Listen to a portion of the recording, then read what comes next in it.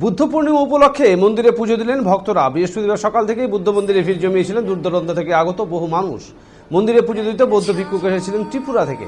এলাকার বিশিষ্ট সমাজসেবী রমেন্দ্র বিদাসের উদ্যোগে গত ৩ বছর আগে মালদার ইংরেজবাজার থানার যদুপুর ২ নং গ্রাম পঞ্চায়েতের আমজামতলা এলাকায় তৈরি হয়েছিল বুদ্ধ মন্দিরটি।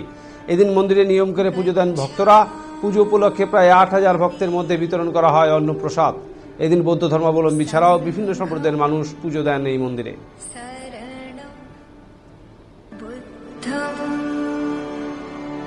शरणं गच्छामि।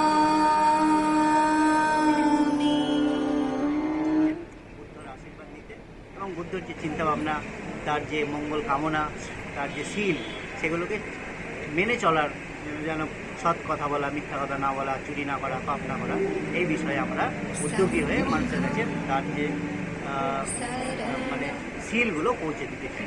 এই